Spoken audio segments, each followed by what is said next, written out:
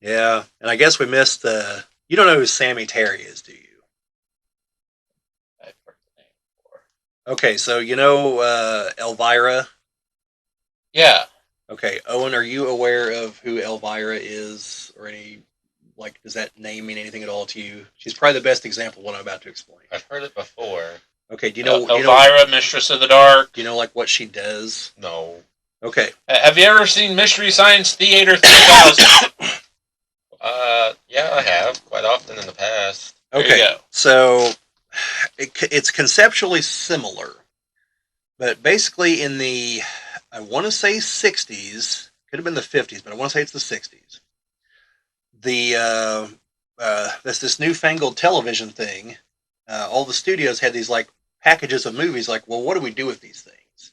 We want to put them on TV so we can make money. Well, they had like old horror movies, and like you couldn't run those during the day.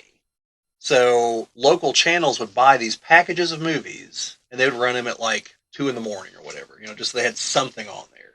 But they're like, well, we'll just be wasting our time. Like we need to have something to entice people. So someone would go on there as like a host. So they'd introduce the movie, tell you who's in it, things like that. And then, like a commercial break, they'd talk a little bit about the movie. Some of them would, some of them wouldn't. Just depends on who they were. And so eventually this evolved into, in the 80s, you had Elvira, who I can't think of her real name. It's Cassandra Peterson. Peterson. I believe so, yeah. And her persona was Elvira. She's supposed to be a witch, very well endowed. Mm-hmm. So, like, there's the sex appeal element to it. Plus, she's also a comedian with really bad jokes. And so she would, introduce the movies and things like this. And you would also have other hosts, like Bob Briggs was on, I believe it was the movie channel at the time. And then eventually in the 90s, he went over to TNT for Monster Vision. And now he's on Shudder, where he's the highest rated show on there. If you've ever seen Count's Customs, Danny the Count, he used to do that in Vegas. Yeah. His parents owned the channel he did it for, I do believe. So anyway, where I'm going with all this is, here in Indiana, we had a guy like that too.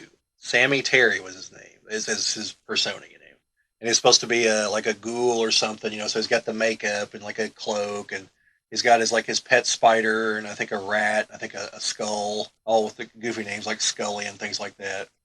And he does, like introducing the movies and everything. And so anyway, I saw an ad not too long ago where they were like, "Oh, Sammy Terry's gonna be there." I was like, that dude's got to be 95 years old. I go, well, I was wrong. He's actually dead.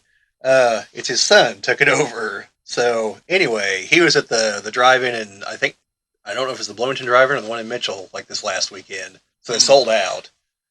Because apparently he's actually pretty good at the whole shtick, and so yeah. Nice.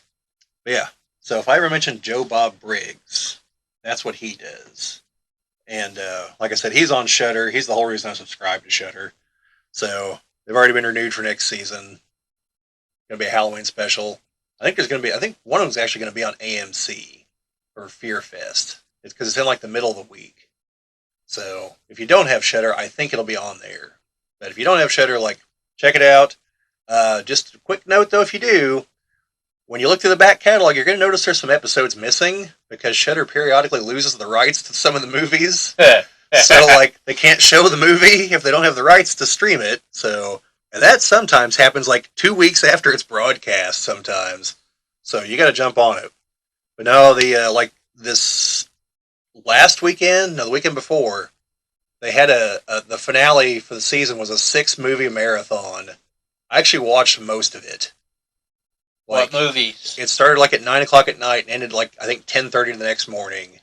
What movies? Oh, God, I knew you'd ask me that question. Was it at least a series? No. Let's see. The first movie was... Why didn't he do, like, the Phantasm movies? No. Well, he does that. He did that for Christmas one year. Phantasm 1, 3, and 4, and 5. Because 2 is made by different studios, so they didn't have the rights to it. Didn't he, like, skip another one because they destroyed the Barracuda? I don't think so.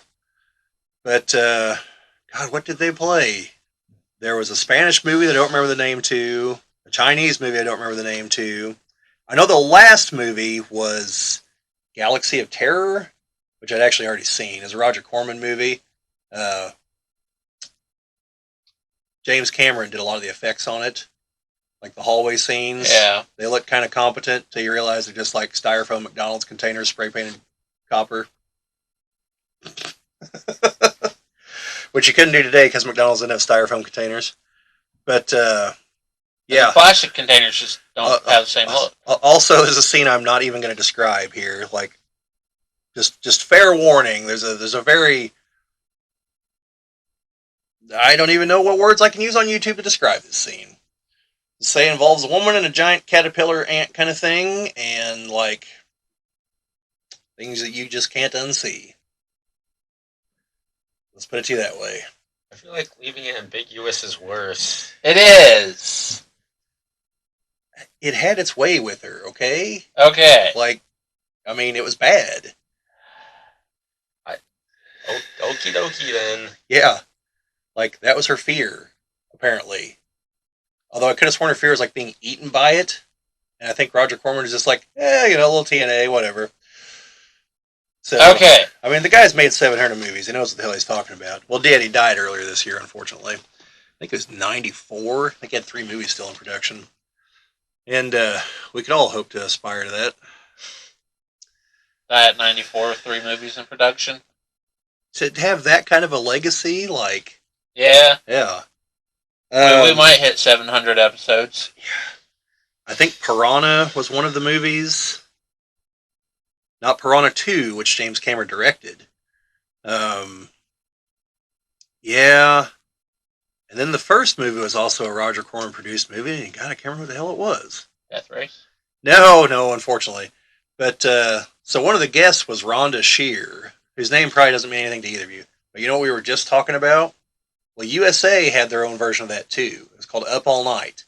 Rhonda Shear was the host, like on Friday or Saturday, and then the other night was Gilbert Gottfried. It was great.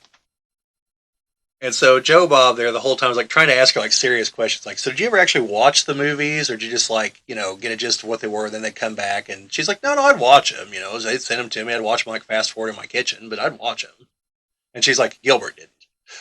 He thought they were all stupid.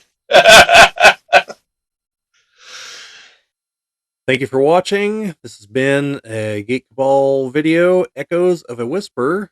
This has been a clip from one of our podcasts. The link to the actual podcast this is from is in the description of the video if you want to see the entire thing, which we obviously encourage you to do.